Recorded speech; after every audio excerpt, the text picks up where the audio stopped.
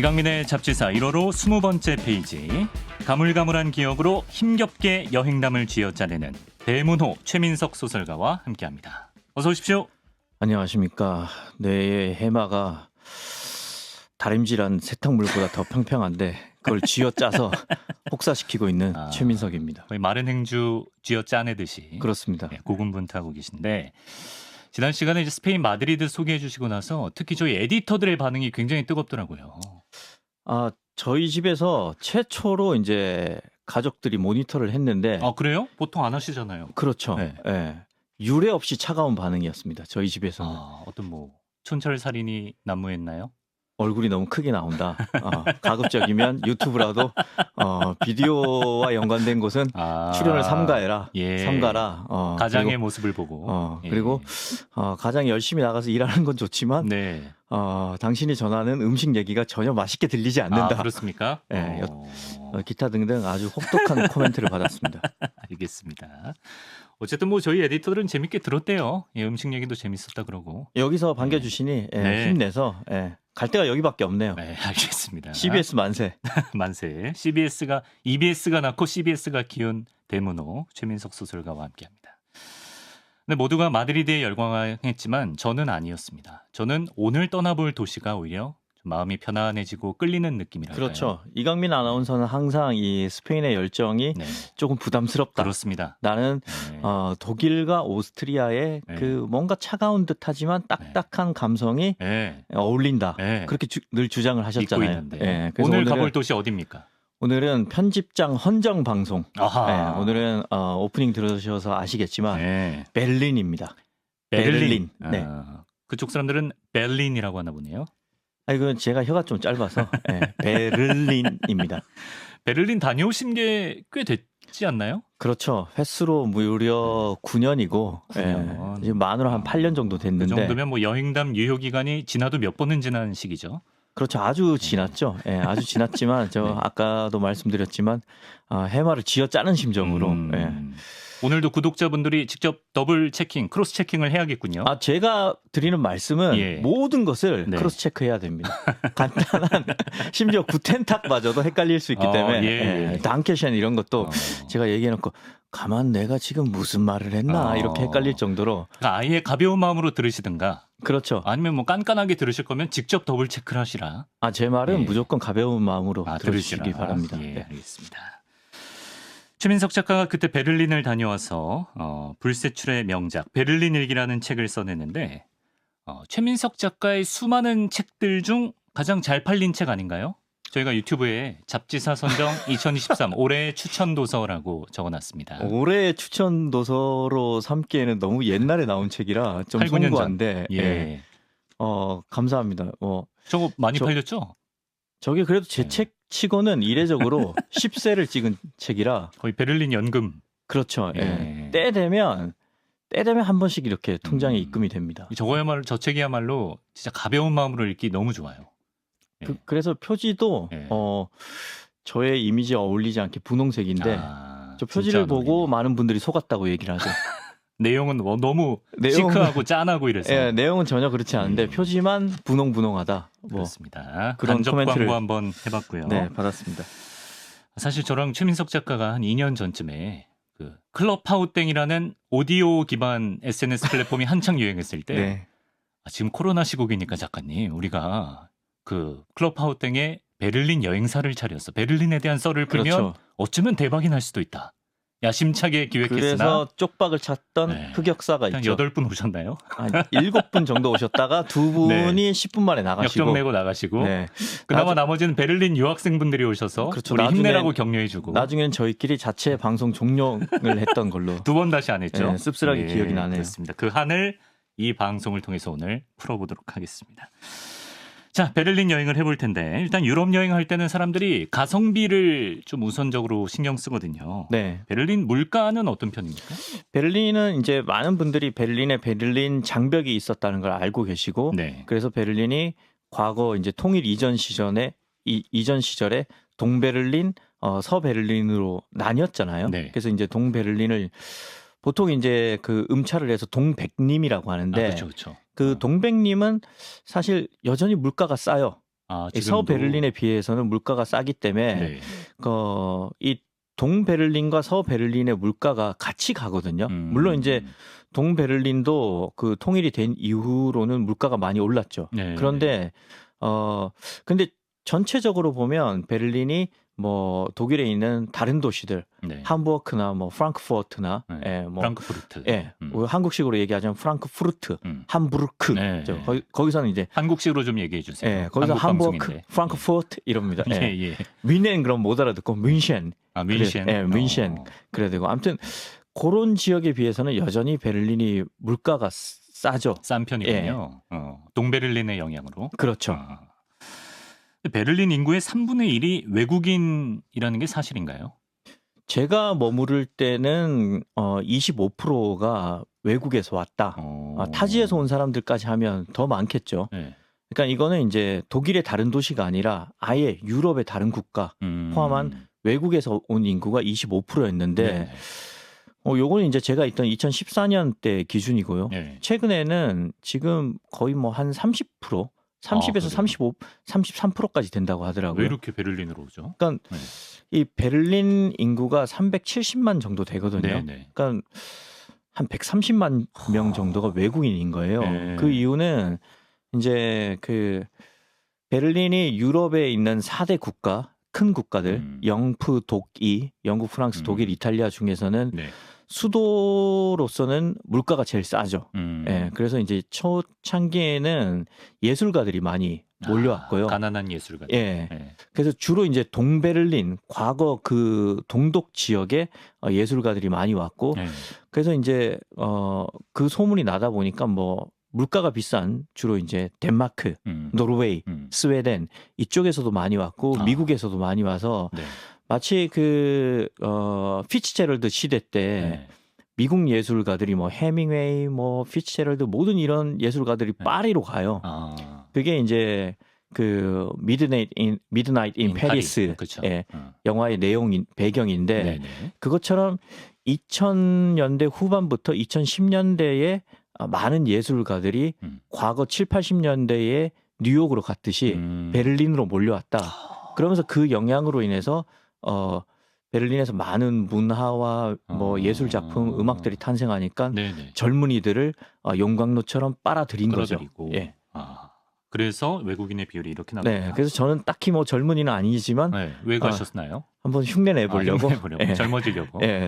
그때도 저번 주에 말씀드린 것과 마찬가지로 그 레지던시 프로그램에 작가로 선정이 되어서 3개월 동안 그때는 이제 베를린에 있는 자유대학이라고 있습니다. 자유대학. 이름부터가 굉장히 자유롭네요. 프라이 우니베르시테트라고 있는데 거기서 그 방문 작가 자격으로 석 달 동안 머물렀었죠. 거기서 이제 젊은이들에게 공경 받으시고. 그러면 그 외국인 중에 어느 나라 사람이 가장 많을까요? 아까 북유럽 말씀하셨나요? 그러니까 이제 유럽 인구들은 뭐 워낙 이게 EU가 사실은 하나의 큰 나라니까 지금 영국이 이제 탈퇴를 했기 때문에 그러니까 유럽 사람들은 그냥 수시로 왔다 갔다 해요. 왔다 갔다 하는데 그 유럽 사람들을 제외하고는 사실 1등의 자리를 차지하는 이민자들은 구터키, 현 튀르키예 사람들이 제일 많은 거죠. 그래서 의외로 베를린 사람들한테 여기서 맛집을 소개해달라. 하나같이 다들 케밥집을 소개합니다. 근데 그 독일 축구 대표팀에도 보면 뭐 외질 같이 메스트 외질 뭐 다 튀르키예 튀르키예계가 많아요. 그렇죠. 그러네요. 그래서 이제 프랑스에서는 이제 뭐 알제리, 지네딘 지단도 알제리 출신이잖아요. 알제리, 모로코 출신들이 많다시피 독일에는 튀르키예 출신들이 많습니다. 그 지금 맨시티에서 뛰고 있는 귄도안. 이런 선수들도 독일 국적이지만 사실은 이제 튀르키예 출신인 거죠. 그렇죠. 베트남 사람도 많다고. 베트남 사람은 왜 많죠? 베트남 사람들이 많은 게 좀 의외인데 이거는 이제 구동독 시절에 동독은 공산권이랑 계속 교류를 했어요. 그래서 동독은 북한과도 교류를 했고 그 동독 그 베를린의 동독 지역에 훔볼트 대학이라고 있어요. 훔볼트 대학에 조선어학과라고 있어요. 조선어요? 조선어학과. 조선어를 전공하는 학생들은 1년간 거의 의무적으로 평양에 가서 연수를 했습니다. 그만큼 이제 구동독 지역은 네. 공산권이랑 교류를 했는데 네. 그중에 왕성한 교류를 한 나라가 바로 베트남이에요. 그래서 그때 넘어온 이민자들이 많기 때문에 네네. 아직까지 베를린에는 일단 배짜 돌림이잖아요. 네. 베트남 사람들이 굉장히 많고 네네. 그래서 의외로 베트남 식당이 베를린 시내 곳곳에 있어요. 그래서 이게 경쟁을 많이 하잖아요. 네. 그래서 이제 좀 저 같은 이제 가난한 여행자는 네. 밥이 고프다. 일단 베트남 식당에 가는 거죠. 베트남 식당에 가서 그 안남미로 만든 볶음밥 산처럼 쌓여 있는 거 네네. 그걸로 이제 배를 채우고 나오는 그런 경험을 많이 했죠. 아 그렇군요. 그러면 뭐 케밥이나 쌀국수 이런 거 엄청 많겠네. 그렇죠. 탄수화물의 천국. 탄수화물의 천국입니까? 네. 베를린이? 네. 예. 전 궁금한 게 사실 독일 사람들 하면 이게 선입견일 수도 있는데 뭐 프랑스나 뭐 스페인 이런 데에 비해서는 사람들이 패션은 별로다. 그리고 트렌드를 잘 민감하지 않고 옷을 네. 잘 못 입는다 이런 선입견이 있거든요. 그런 비난을 네. 그 이탈리아 사람들이 굉장히 많이 합니다. 약간 좀 깔보면서. 제가 친하게 지내고 있는 그 밀라노에 살고 있는 이탈리아 친구가 있는데 밀라노면 뭐. 그 친구는 심지어 그 트레이닝복을 입고 나온 날에도 네. 우리는 이 이탈리아 사람들이 만든 트레이닝복이기 때문에 다르다. 이런 자부심이 있는 친구인데 네네. 그 친구는 항상 독일 사람들이 진짜 멋을 내서 네. 잘 차려입더라도 무조건 비난을 하죠. 저것은 마치 우리가 그 양복 바지에 흰 양말. 흰 양말 신듯이 독일 사람들은 패션 센스가 없다 이렇게 얘기를 하는데 뭐 어떻게 입고 다니길래? 근데 그거는 이제 각국의 사람들이 추구하는 그 지향점이 다르기 때문이에요. 이탈리아 사람들은 한눈에 봤을 때 아름다워 보이는 걸 추구합니다. 그 영국 사람들은 여러 번 봤을 때 아름다워 보이는 걸 추구합니다. 뭘 입으면 여러 번 봤을 때 아름답죠? 그러니까 한눈에 봤을 때 너무 눈에 끄이는 것, 눈에 화려한 것보다는 끄는 것은 시선을 잡아 끄는 거는 좀 피곤하다고 느끼는 거죠. 그래서 계속 볼 때 우리가 흔히 얘기하는 볼매, 은근히 볼수록 매력이 나오는 것을 영국은 추구를 하고 독일 사람들은 재질이 좋은 걸 추구해요. 실용적이군요. 네, 재질이 좋아서 이게 뭐 색깔, 뭐 디자인 이런 것보다 질감이 좋아 보이면 이게 좋은 옷이라고 생각을 해요. 그래서 사실 베를린은 그 도시 슬로건이 Poor but sexy예요. 가난하지만 섹시한 도시다. 그러니까 가난하지만 우리 도시는 매력이 있다. 그래서 도시의 세금이 도시의 재정이 시민들의 세금으로부터 나오잖아요. 그래서 베를린은 소득 수준이 다른 도시보다 조금 낮기 때문에 이 시 재정도 탄탄하지 못해요. 그래서 이제 poor but sexy라고 얘기를 하는데 그래서 베를린 사람들은 약간 히피 스타일의 굳이 말하자면 보헤미안 스타일의 옷을 좀 즐겨 입고 뭐 이렇게 좀 셔츠를 입더라도 밖으로 꺼내서 길게 늘어뜨리고 머리도 기르고 뭐 그러는데 프랑크푸르트나 미넨 이쪽으로 가면 완전히 그 재질이 좋은 누가 딱 보더라도 저건 정말 비싼 옷. 비싼 원단으로 만든 옷이구나. 되게 비싼 막 가죽 점퍼 이런 거 입고 다니지 않나요? 가죽 점퍼는 독일의 교복입니다. 그렇죠. 스위스 가니까 취리에서 사람들이 진짜 비싼 옷, 가죽 점퍼 시커먼 거 많이 입고 다니는. 그건 베를린에서도 그래요. 그러니까 우리가 이제 겨울이 되면 까만 롱패딩을 애벌레처럼 뭐 국민 옷처럼 입고 다니잖아요. 베를린은 기본적으로 20대에서 한 40대까지는 집에 옷장에 가죽 점퍼가 한 3-4벌 정도는 있어야 되는 게 기본 아닌가. 약간 김보성 씨 스타일로. 그렇죠. 배트맨이 옷장을 열면 다 배트맨 옷 똑같은 것만 입듯이 가죽 점퍼를 다 사실은 여름 끝나고 봄 올 때까지 가죽 점퍼를 입고 다니는 것 같아요. 그 가죽이 내 피부가 된 것처럼. 그렇죠. 제2의 가죽이다. 그리고 겨울에는 꼭 그 발목까지 올라오는 첼시 부츠. 그리고 지금 보통 우리가 얘기하는 그 투블럭이라고 얘기하는 것을 유럽에서는 절먼 컷이라고 합니다. 독일 헤어컷. 독일이 원조라는 거죠. 옆머리를 짧게 자르고 앞머리를 길게 늘어뜨려서 이렇게 넘기는 것. 그걸 절먼 컷이라고 하죠. 그래서 그 겨울에 독일에서 볼 수 있는 가장 흔한 풍경은 젊은 컷을 한 젊은이가 가죽 점퍼를 입고 첼시 부츠를 신고 EDM이 흘러나오는 식당에서 뭔가를 먹으면서 맥주를 마시고 있는 풍경인 거죠. 또 EDM 나오는 레스토랑을. 심지어 그 베를린에 가면 가장 유명한 한식당이 2개가 있어요. 네. 상호를 얘기해도 됩니까? 네, 말씀하세요. 예. 그 영어로 딱 쓰여 있습니다. 예. 김치 프린세스라고. 김치 공주인데 네네. 거기가 삼겹살 집이에요. 네. 근데 조명이 핑크빛입니다. 핑크빛인데 EDM이 흘러나오고 그 EDM 음악을 들으면서 다들 움찔 이러면서 고기를 삼겹살을 씹어 먹고 있는 거죠. 네. 혁신적인데요. 굉장히 좀 어떻게 보면 이질적이고 네. 괜찮다 싶으면 한국에서 좀 차려볼 생각은 없으신가요? 제가요? 예. 제가 삼겹살 집을요? 아무튼 저는 네. 그게 이 너무나 좀 어떻게 보면 이질적이고 문화 충격처럼 느껴졌는데 그 사람들한테는 그게 가장 그 친숙한 것들의 조합인 거죠. 예. 외국 음식, 그다음 EDM, 가죽 점퍼, 젊은 컷, 네. 핑크빛 조명. 그렇군요. 독일 사람들이 그 리모바 브랜드, 리모바 가방을 많이 들고 다니고 독일의 택시는 거의 다 뭐 벤츠다. 이 얘기는 무슨 얘기인가요? 그렇죠. 사실 뭐 그 벤츠가 많은 그 성공의 상징처럼 주로 이제 느와르 영화에서 주인공이 하급 조직원이다가 어느 중간 보스쯤 되면 갑자기 화면이 쫙 바뀌면 그 삼각별이 나오잖아요. 그렇죠. 근데 독일에서는 특히 베를린에서는 그게 이제 가장 흔한 일반 택시인 거죠. 그냥 국민차. 그렇죠. 근데 그 택시로 나오는 게 조금 그 보급형이고 물론 이제 벤츠도 좋은 차들이 있죠. 그래서 택시는 다 벤츠라고 보면 되고 우리한테나 외제차지 거기서는 그냥 뭐 소나땡이나 이런 그것은 국산차죠.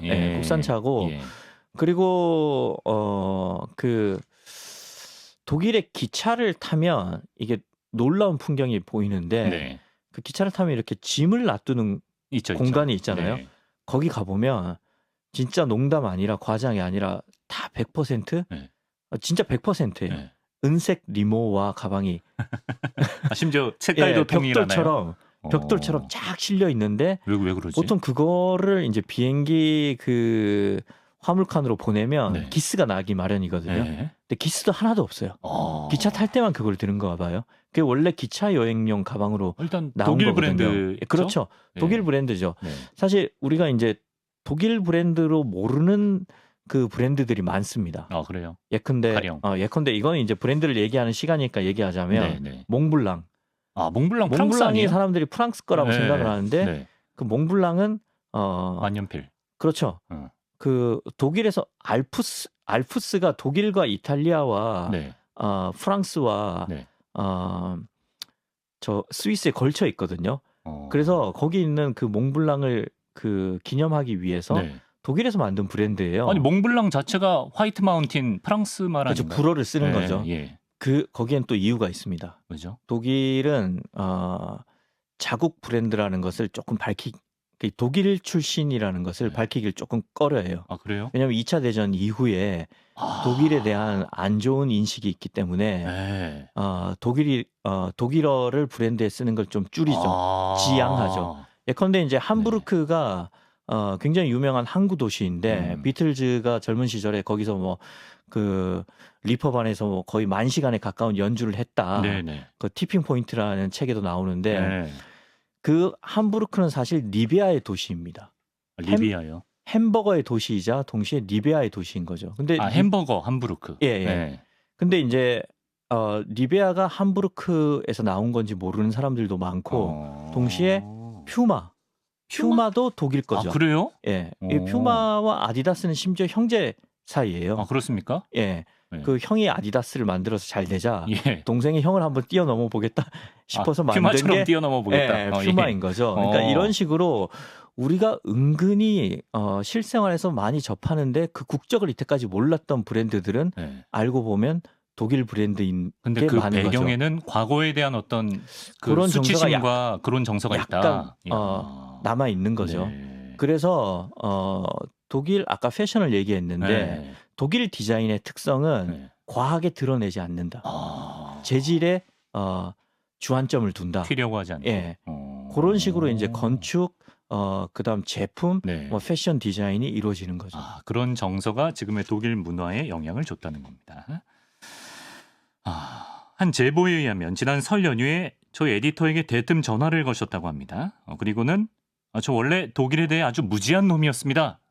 갑자기 뭐 고해성사 비슷하게 말씀을 하셨다고. 그렇죠. 저는 이 레지던시를 원래 이탈리아로 가려고 지원을 했는데 여차저차해서 독일로 결국은 가게 됐는데 그래서 제가 그 자유대학교에서 연구실을 하나 받아서 매일 거기로 출근을 했어요. 예. 그래서 이제 그 옆방 연구실에 가니까 그 독일 지도가 걸려 있더라고요. 그래서 내가 이거 독일 지도다 그러면서 반가워하니까 연구실에 있는 동료가 그러는 거예요. 이거는 그 통일 전의 지도라서 지금이랑 좀 다르다. 근데 그걸 보고 제가 깜짝 놀랐어요. 왜요? 왜냐하면 베를린이 동독의 거의 한복판에 있는 거예요. 베를린이 동독의 한복판에 있는 거예요. 그러니까 저는 당연히 뭐 저처럼 무지한 분들은 없겠지만 저는 베를린 장벽이 베를린 시내 한가운데 있고 그래서 베를린 장벽을 기점으로 해서 동독과 서독이 나눠져 있기 때문에 무지한 게 아니라 다 그렇게 알고 있을걸요. 저도 그렇게 알고 있는데. 그래서 저는 당연히 베를린이 동독과 서독을 가르는 그 중앙에 있는 줄 알았는데 그렇죠. 베를린 장벽으로 베를린 서베를린 동베를린도 나뉘고 동독 서독도 나뉘고 그렇죠. 그런데 그게 아니라 사실은 베를린은 동독 땅의 거의 한가운데 있고 그래요? 이 2차 대전이 끝나고 난 다음에 영푸독이 연합군이랑 이때는 이제 소비에트도 연합군이었잖아요. 패전국인 독일한테 이제 자기들이 이제 땅을 점령을 하면서 나누잖아요. 그러니까 보시면 옛날 지도를 보면 동독이 그렇게 넓지가 않아요. 동독이 그렇게 넓지가 않고 서독이 꽤 넓습니다. 그래서 지금 이제 자료가 보이는데 지금 유튜브에 지금 지도를 띄워드렸습니다. 지금 이제 유튜브로 보시면 저 노란색 땅이 이제 구소련이 차지하게 된 동독이고 거기 가운데 있는 게 베를린이에요.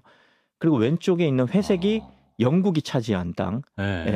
그리고 밑에 있는 그 좀 더 짙은 회색이 미국이 차지한 미국 관할.